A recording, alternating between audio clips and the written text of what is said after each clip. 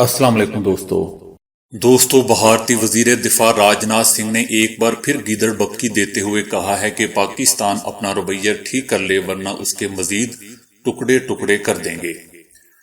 1947 میں آپ نے بھارت کے 2 ٹکڑے کیے تھے، جس کے جواب میں بھارت نے 1971 میں آپ کے 2 ٹکڑے کر ڈالے۔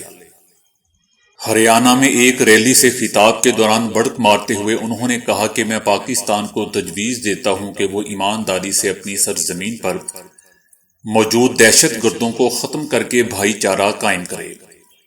عمران خان اگر دہشت گردی کے خلاف جنگ میں سنجیدہ ہیں تو ہم مدد کے لیے اپنی فوج بھیج سکتے ہیں۔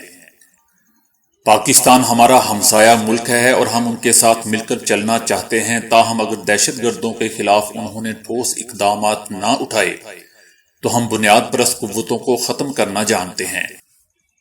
دوستو، وزیر اعظم عمران خان پر تنقید کرتے ہوئے بھارتی وزیر دفاع کا کہنا تھا کہ پاکستان کے وزیر اعظم کہتے پھر رہے ہیں کہ وہ کشمیر کی آزادی تک جنگ لڑتے رہیں گے اور بین الاقوامی سطح پر اس کی آواز اٹھائیں گے۔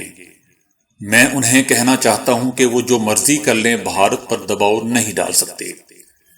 یاد رہے دوستو کہ وزیر اعظم عمران خان نے دورہ ایران کے دوران ایک مرتبہ پھر عالمی برادری کے سامنے مسئلہ کشمیر اجاگر کیا تھا۔ ان کا کہنا تھا کہ کشمیر عالمی سطح پر تسلیم شدہ متنازع علاقہ ہے۔ وزیر اعظم نے کہا تھا کہ میں پریشان ہوں کہ عالمی میڈیا ہانگ کانگ مظاہروں کو ہیڈ لائن بنا رہا ہے اور مقبوضہ کشمیر میں انسانی حقوق کی سنگین بحران کو نظر انداز کر رہا ہے۔ دوستو، ادھر روسی صدر پیوٹن نے کہا ہے کہ ایران کے سعودی عرب UAE کے ساتھ اچھے تعلقات سے سب کو فائدہ ہوگا۔ روسی صدر نے سعودی عرب ٹی وی کو انٹرویو دیتے ہوئے کہا کہ سعودی عرب اور UAE خود ایران کے ساتھ مسائل حل کر سکتے ہیں۔ ماسکو مثبت پیش رفت کی بھرپور کوشش کرے گا۔ روسی صدر نے مزید کہا کہ عالمی توانائی ایجنسی کہہ چکی ہے کہ ایران قوانین کی پاسداری کر رہا ہے۔ ایران اور دیگر ممالک کے درمیان 2015 کے جوہری معاہدے پر اختلافات ہیں۔ شام میں جاری کشیدگی پر پیوٹن کا کہنا تھا کہ شام میں داخلی کشیدگی پرامن طریقے سے حل ہونی چاہیے۔ سعودی عرب کے بغیر شام کے مسئلے کو بہتر حل پر پہنچانا ناممکن ہے۔ شام کے مسئلے کے حل کے لیے ایران اور ترکی سے مل کر کام کر رہے ہیں۔ روسی صدر نے مزید کہا کہ ماسکو کے سعودی عرب اور UAE سے اچھے تعلقات ہیں۔ دونوں ممالک کے درمیان رابطے بڑھانے میں سعودی ولی عہد نے اہم کردار ادا کیا ہے۔ انہوں نے کہا کہ روس کے ساتھ فوجی تعلقات کا آغاز محمد بن سلمان نے کیا تھا۔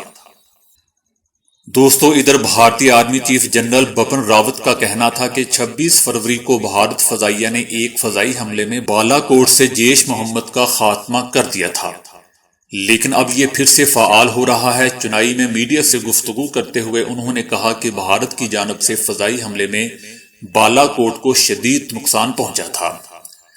اس حملے میں بالا کوٹ تباہ ہو گیا تھا۔ بھارتی آرمی چیف نے بڑک مارتے ہوئے کہا کہ اب بھی 500 در انداز بھارت میں داخل ہونے کے منتظر ہیں۔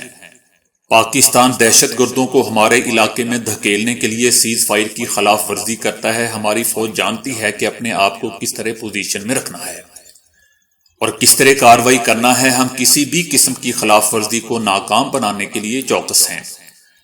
دوستو، جنرل بپن راوت سے جب سوال کیا گیا کہ کیا بھارت اس صورتحال میں ایک اور سٹرائیک کی منصوبہ بندی کر رہا ہے، جس کا جواب دیتے ہوئے بھارتی آرمی چیف نے کہا کہ ہم ایک ہی کارروائی کو دوبارہ کیوں دہرائیں، کیوں نہ اس سے آگے بڑھا جائے۔ دوستو، لگتا ہے کہ مودی اینڈ کمپنی نہ صرف بچا کچا بھارت تباہ کروائے گی بلکہ ساتھ ساتھ ذلیل بھی۔ ایک آرمی چیف کو ایسی باتیں کرنا کیا زیب دیتا ہے؟